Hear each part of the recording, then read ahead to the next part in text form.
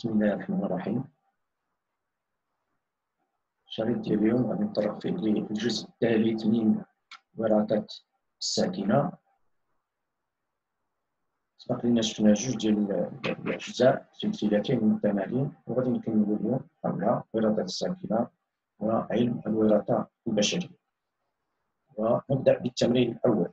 نتتبع عند ساكنة معينة من ذباب الخل أو ذبابة الخل موردة مسؤولة عن شكل الأجنحة. لهذه الموردة حليلان: الحليل السائد يرمز له بغرانتا مسؤول عن أجنحة مقورة أي مقوسة، والحليل المتنحي يرمز له ببوتيتا مسؤول عن أجنحة عادية. لاحظوا هنايا في هذا المثال أن الحليل العادي هو المتنحي، بينما الحليل الطافر اللي كيعطيني أجنحة مقورة هو اليسار. تبين الوثيقة واحدة هذه تردد الأنماط الوراثية في هذه الساكنة قبل الانتقاء وبعده. هنا الانتقاء يقصد به الانتقاء الطبيعي. الوثيقة كتبين لي الأنماط الوراثية، تردد الأنماط الوراثية. ها هو تردد الأنماط الوراثية. ها الأنماط الوراثية، ها التردد ديالها قبل الانتقاء وها التردد ديالها بعد الانتقاء. وتمثل الوثيقة اثنان: التطور النظري لتردد النمطين الوراثيين بوتيتا بوتيتا، هو تطور النمط الوراثي بوتيتا بوتيتا، وتطور النمط الوراثي غرانتا بوتيتا. هنا عطيني ملحوظة: يموت أفراد الساكنة ذوي النمط الوراثي غرانتا غرانتا، يعني سلالة نقية عندهم أجنحة مقورة ومن سلالة نقية كيموتوا. هنا الأمر متعلق بمورثة مميتة. نشوفوا شنو الأسئلة ديالهم.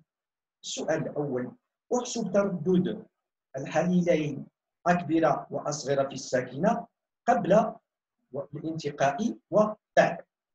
إذا هنا عندي تردد الأنماط الوراثية، وخصني انطلاقا من تردد الأنماط الوراثية نوجد هنا تردد الحليلات. عندنا القاعدة ديالنا حساب تردد الحليلات قبل الانتقاء بعد الانتقاء. القاعدة ديالنا نعلم أن تردد الحليل غرانتا يساوي دي زائد اش على 2.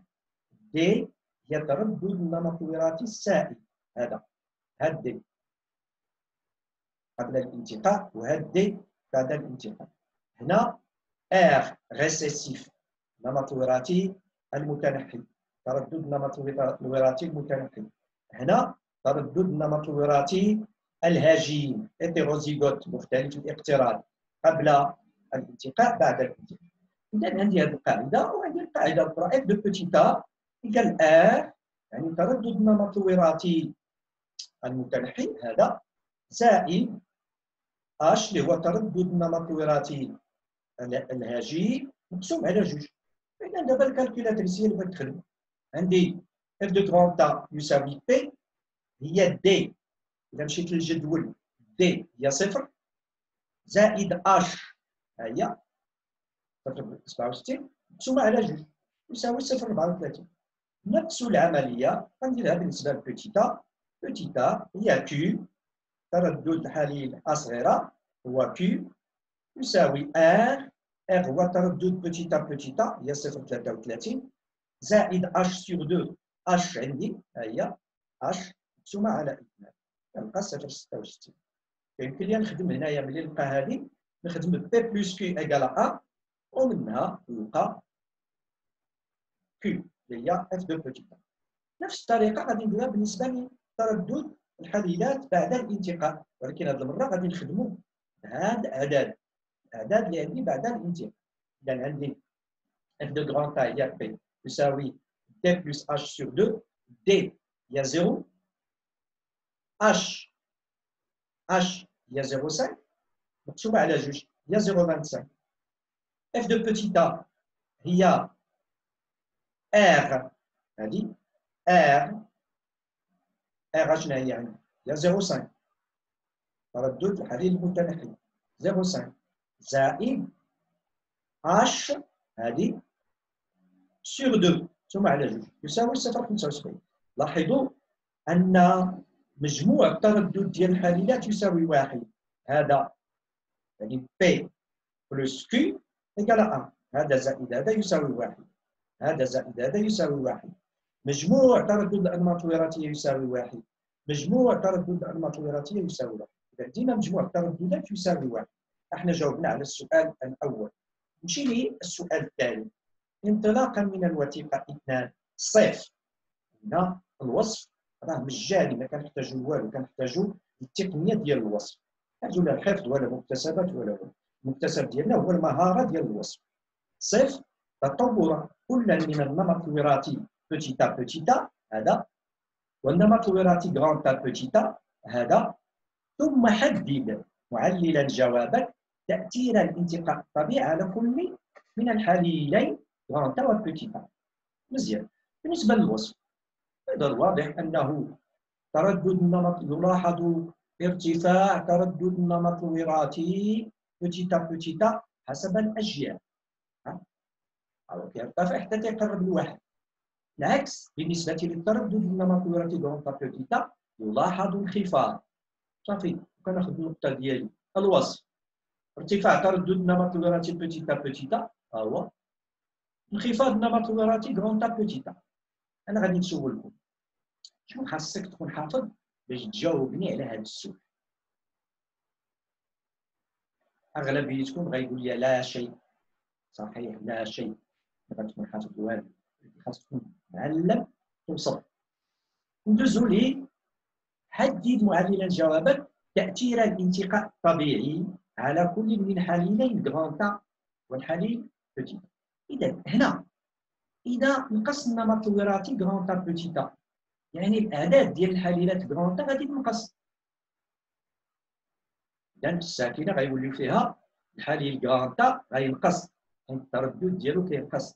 العكس الساكنة ارتفاع النمط الوراثي غرانتا يعني ان الحليل التردد ديالو سيرتفع، لان بزاف ديال الافراد غيولي عندهم هذا النمط الوراثي، وهذا النمط الوراثي كل فرد عنده جوج ديال بوتيتا بوتيتا. اذا كلما زاد النمط الوراثي بوتيتا بوتيتا زاد عدد الحليلات. هذا هو التأثير.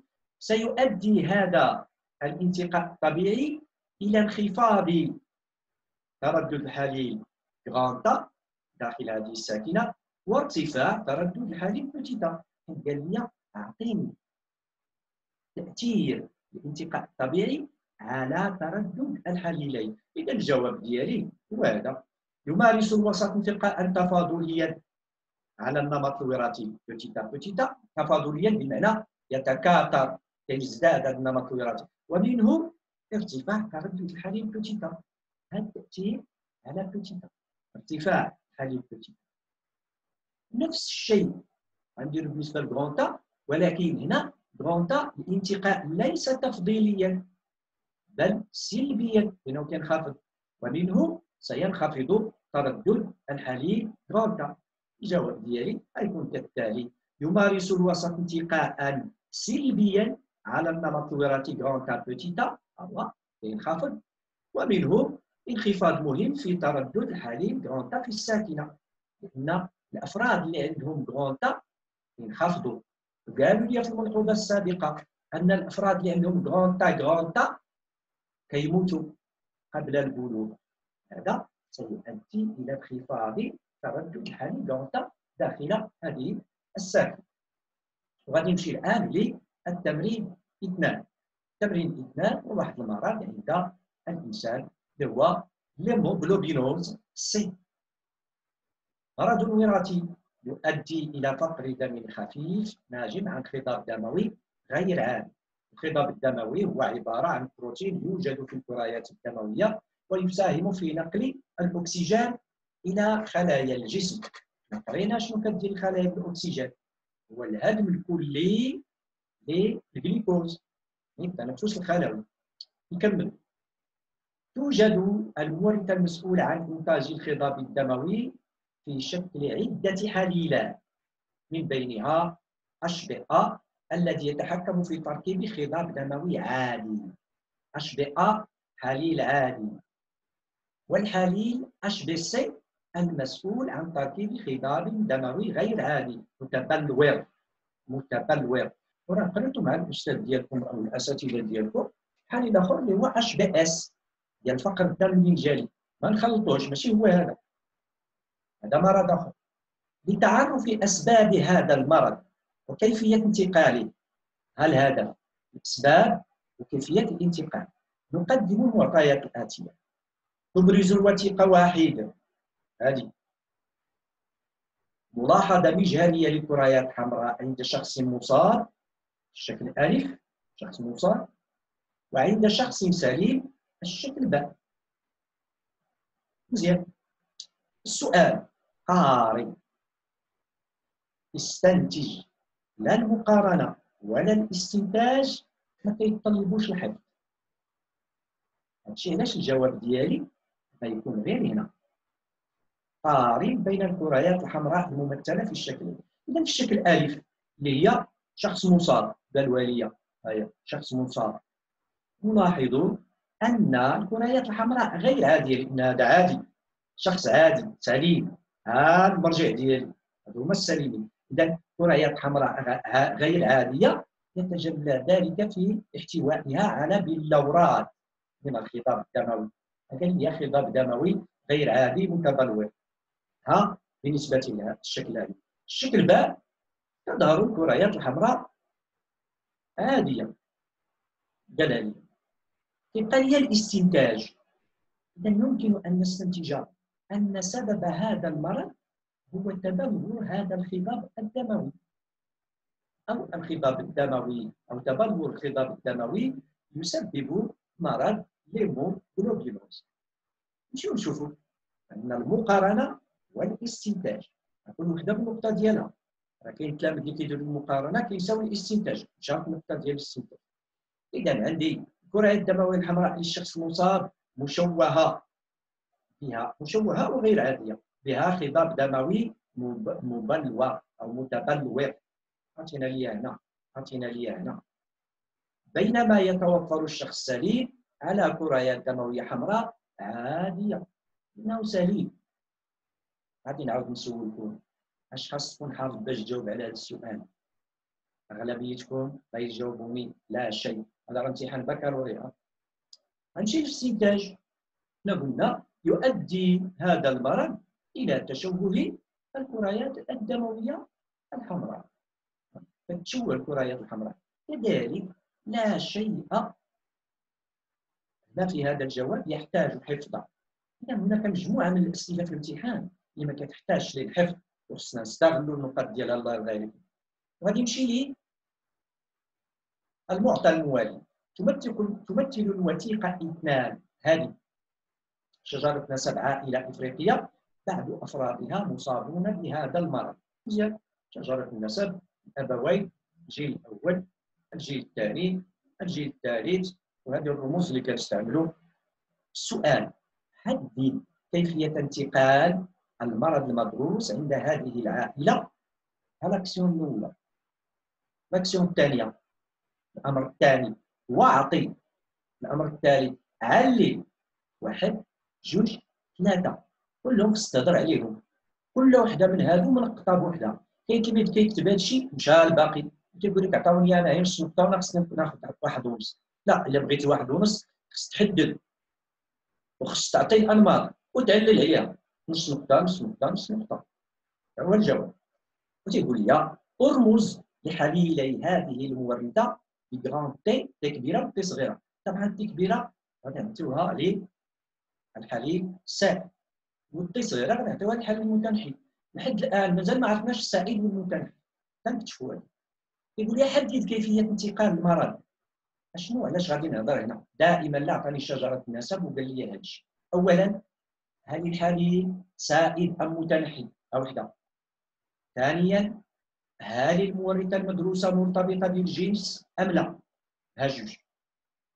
إذا كانت مورثة مرتبطة بالجنس، واش محمولة على إكس ولا على إيكغيك؟ ها 3. هذا هما الأجوبة اللي بغيت نكتب هنايا. عاد بغيت نمشي نحدد الأنماط الوراثية، فعندنا نحدد السائل والمتنحي. ألو، نبداو بالسائل والمتنحي. لاحظوا معايا هنا، الأبوين سليمين ونجبوا هذه الطفلة مصابة، ما كانش المرض وظهر. اش كيعني هذا؟ ان الحليل الممرض متنحي، اذا ما كانش عندي المرض وظهر. نفس الشيء هنا، ولكن غير واحد راه كافيني، يكفي انني نقول ليه الابوين في الجيل الاول سليمين وانجبا بنت ثلاثه في الجيل الثاني مصابه، ومنه فالحليل الممرض متنحي. المرض متنحي، الابوين واحد وجوج هادو في الجيل الاول سليمان هما، واعطيا بنتا جوج ثلاثه مصابه. هذا الجواب هذا الثاني. ماشي الآن المورثة مرتبطة بالجنس أو غير مرتبطة بالجنس. غادي نفترضوا أنها مرتبطة بالجنس ومحمولة على إيكغاي. لو كانت محمولة على إيكغاي، هذا الذكر مصاب عنده إيكغاي جابوه من عند بوان. إذا كان إيكغاي تيحمل المرض، خص با يكون مصاب وخص هذا يكون مصاب، خص الذكور كلهم يكونوا مصاب. إذا فهو غير محمول على إيكغاي. مزيان؟ نشوف واش محمول على إكس. لو كان محمولا على إكس هذه مصابة. الحليل المتنحي وهي أنثى خص يكون عندها إكس يحمل حليل ممرض متنحي وإكس الآخر تيحمل حليل ممرض متنحي. إذا واحد إكس غتجيبو من عند الأب، إكس ممرض غتجيبو من عند الأب، وإكس ممرض غتجيبو من عند الأم. ولكن الأب هنا سليم. لو كان يحمل إكس حامل للحليل الممرض سيكون مصابا. إذا أب سليم وأنجب طفلة مصابة، ومنه فالمورثة غير محمولة على إكس.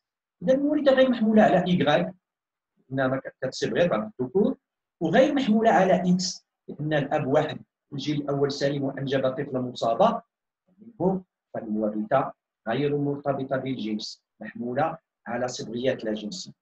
إذا الجواب ديالي غادي يكون عندي هكذا قبل من هنا: المرض غير مرتبط بالجنس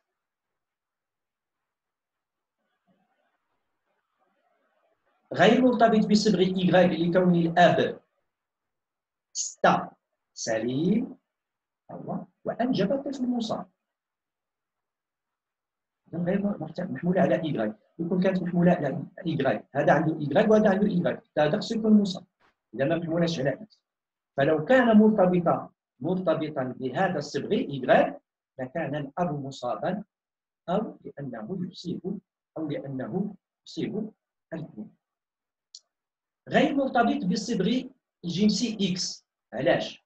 لأن الأب واحد سليم وأعطى بنتا جوج ثلاثة مصابة. فلو كان مرتبطا بالجنس لكان الأب مصابا. كون المرض متنحي والصبغ. إلا كتبتي لي غير هذا الشيء راه كافي. الآن غادي نمشيو نشوفوا الأنماط الوراثية. قبل ما نجاوب أنا على الأنماط الوراثية غادي نمشي نشوف هذه البنية هذه مصابة والحليل متنحي. إذا عندها جوج الحليلات متنحية. دابا الحليل العادي هو السائل غادي نعطيوه غران تي، والحليل المتنحي هو الممرض غادي نعطيوه بوتي تي. المورثة غير مرتبطة بالجنس، ما كتبت هنا لا إكس ولا إيغاي، درت جوج صبغيات لا جنسية. إذا هذه قلنا ثنائية التنحي لأن المرض متنحي. واحد التي جابته من عند الأب، واحد التي آخر جابته من عند الأم. بما أن الأم سليمة كتحمل التي عادي، إذا النمط الوراثي ديالها هو تي كبيرة تي صغيرة. نفس الشيء عند الأب تي كبيرة تي صغيرة. مزيان. دابا غادي نشوفوا الأطفال جوج واحد وجوج. يمكن هذا يجيب من عند باه غران تي ومن عند مو غران تي، غادي يكون غران تي، أو لا يجيب من عند واحد فيهم تي كبيرة ومن عند الآخر تي صغيرة. يمكن يكون هكا. ما يمكنش يجيب بوتي تي لأن هادوك جوج سليمين. إلا درنا هنايا أو بوتي تي صغيرة غادي يكون هادو مصابين. إذا هاد الأنماط الوراثية ديالي. الفرق جوج واحد جوج ثلاثة جوج واحد جوج ثلاثة، جوج واحد جوج وجوج ثلاثة. إذا الأنماط الفردان واحد وجوج سليمان. يمكن أن تكون طفلة جوج هذه مختلفة الاقتران غران تي بوتي تي، أو متشابهة الاقتران غران تي لكونها سليمة وأبواها مختلف الاقتران. هي سليمة الأبوين مختلفي الاقتران. أو سليم هذا الفرد جوج واحد، يعني هذا يمكن يكون كذلك متشابه الاقتران غون تي أو ناقل للمرض غون تي بوتي. إذا هذا الشيء هذا شرحناه. واضح؟ اعطي معللا جوابك الأنماط الوراثية المحتملة. هيا جاوبنا عليها. الآن الأنثى 3 هذه جوج 3 مصابة والمرض متنحي حليلين، إذا لها حليلين متنحيين لكون المرض متنحي. أنا جاوبت على الأنماط الوراثية. جاوبت على السؤال جوج. نص نقطة 0.25 0.25 كل حاجة منقطعة. إذا كتبتي هادشي وما كتبتيش هادشي مشات لك نقطة.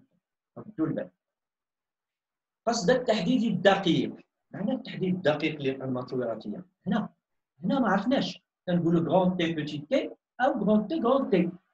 غيعطي لنا معطيات أخرى اللي غتبين لي واش هذا ولا هذا. نتأكدوا من هذه الأنماط الوراثية ديال هذه الأفراد. إذا قصد التحديد الدقيق لهذه الأنماط الوراثية تم اعتماد تقنية الهجرة الكهربائية لتفريق أنواع الخضاب الدموي HbA و HbC عند بعض أفراد هذه العائلة. هما الثلاثة اللي عطينا الأنماط الوراثية. شنو هي بعد الهجرة الكهربائية كتتكين؟ الهجرة الكهربائية هي تقنية تهدف إلى عزل خليط من البروتينات. دابا البروتينات اللي عندنا حنايا في هذا المثال جوج HbA و HbS، الخضاب الدموي العادي والخضاب الدموي غير العادي مخلوطين. كنديروا الهجرة باش كنعزلوهم. لاحظوا معايا هنا عندي هنا وهنا هذا موقع التموضع في نهاية الهجرة ديال HbA وهذا موقع التموضع ديال HbC. يعني أن هذا لاحظوا أن HbA يهاجر أكثر مقارنة مع HbC. شوف هذا فين هاجر، راه الهجرة كتبدا لهم كاملين.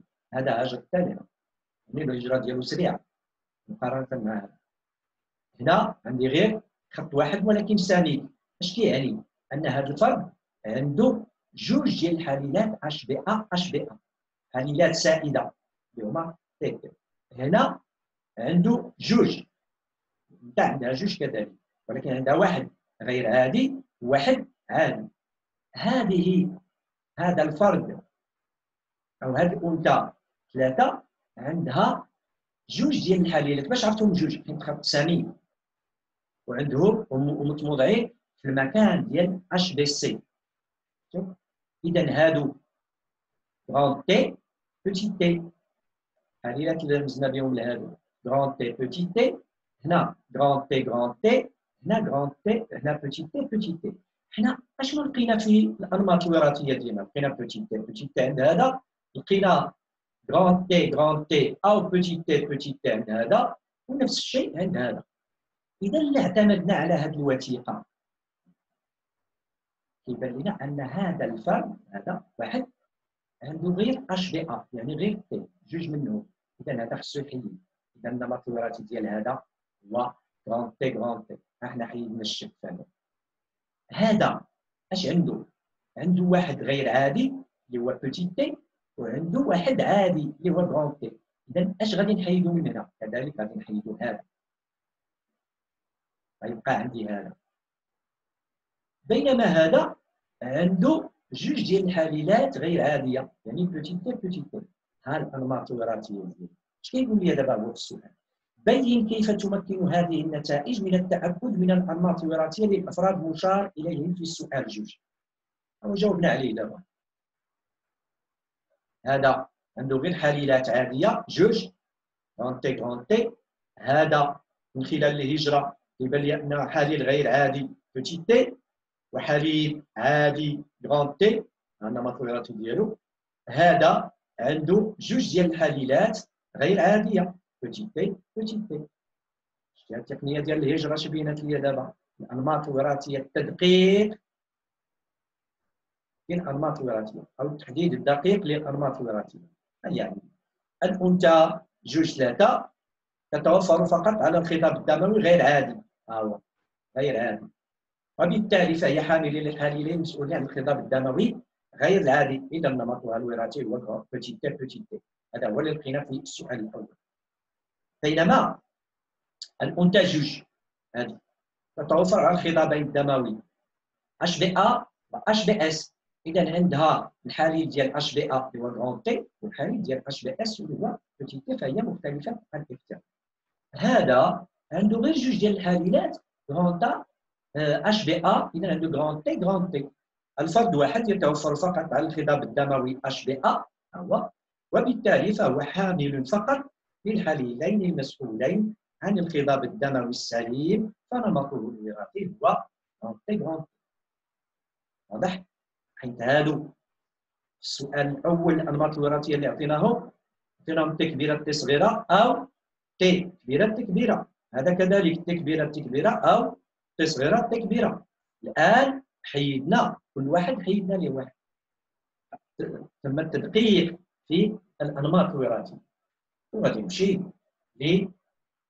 لتمرين اخر او تقدر نسبة الإصابة بهذا المرض، أو سؤال آخر عفوا معطى آخر. تقدر نسبة الإصابة بهذا المرض في بعض ساكنات إفريقيا الغربية جنوب الصحراء الكبرى ب4 أفراد في كل 100. يعني من بين 100 فرد 4 كيكونوا مرض. احسب تردد كل من الحليلين غون تي وبوتي تي. هنا اش عاطيني؟ النسبة ديال المرضى 4 على 100. شكون هما المرضى؟ النمط الوراثي ديال المرضى شكون هما؟ هو تي صغيرة تي صغيرة. إذا تردد الأنماط الوراثية تي صغيرة هو 4 على 100. إذا هذه ساكنة متوازنة، غادي نخدموا بي كاري دو بي كي كاري. هنا لدينا تردد المرض هو اف دو تي تي على الأشخاص المصابين. النمط الوراثي ديالهم التردد ديالهم كنعرفوه هو كي او كاري.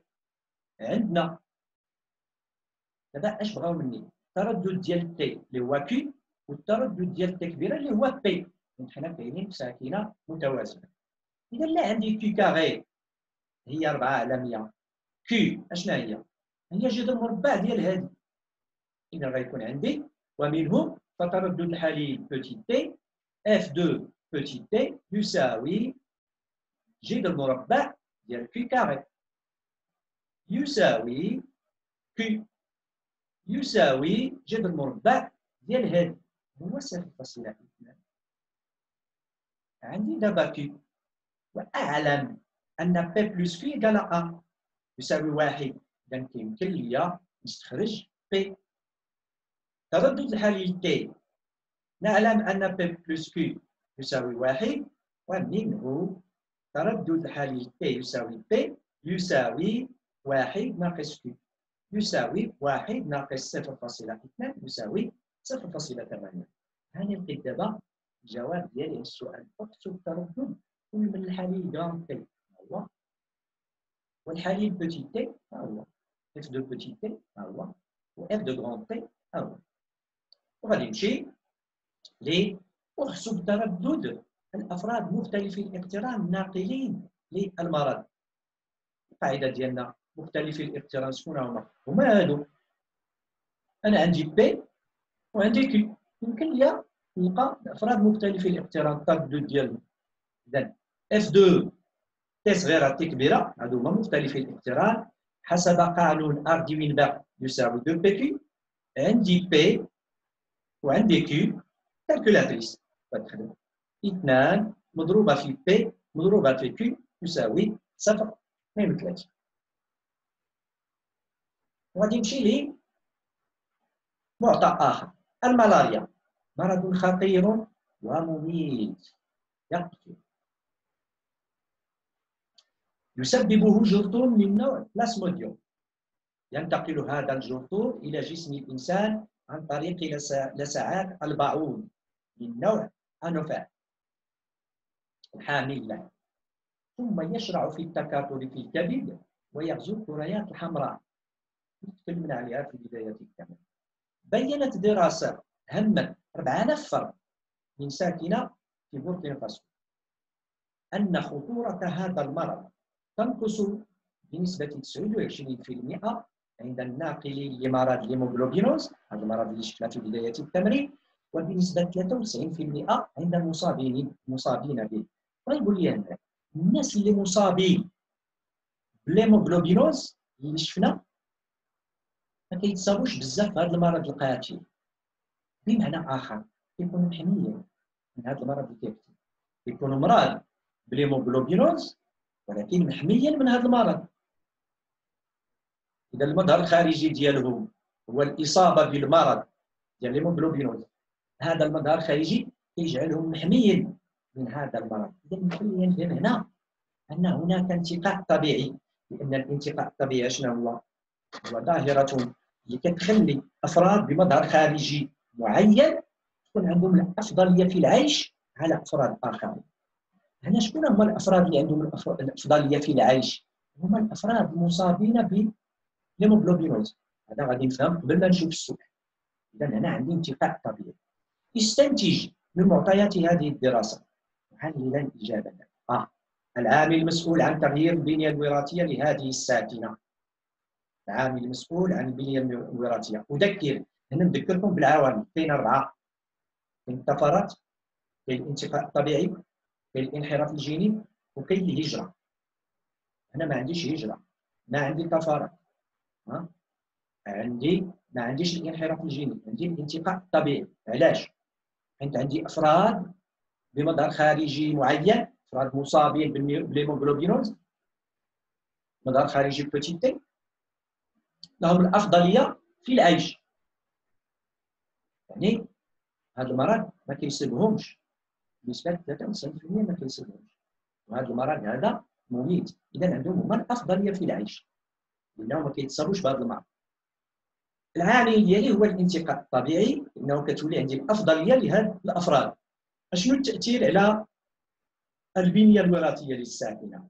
هو أن هذه الساكنة ديال بوركينا فاسو، هاد الأفراد اللي كيكونوا محميين من الموت هنا بهذا المرض، يمكن يتوالدوا وينقلوا الحليلات ديالهم للأجيال الموالية، ويولي عندي الحليلات ديال هذا المرض منتشرة، ولكن في هذا كينقصوا الحليلات ديالو.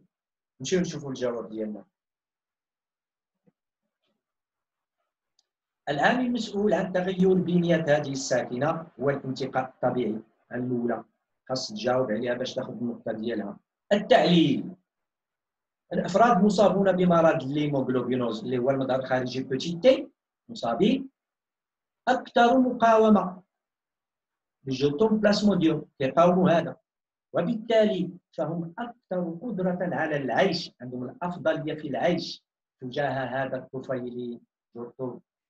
الشيء الذي يؤدي تأثير دابا على الساكنة، الشيء الذي يؤدي إلى انتقال الحليل HBC اللي هو التي تي، حليل بوتيت تي، بشكل تفاضلي للأجيال الموالية.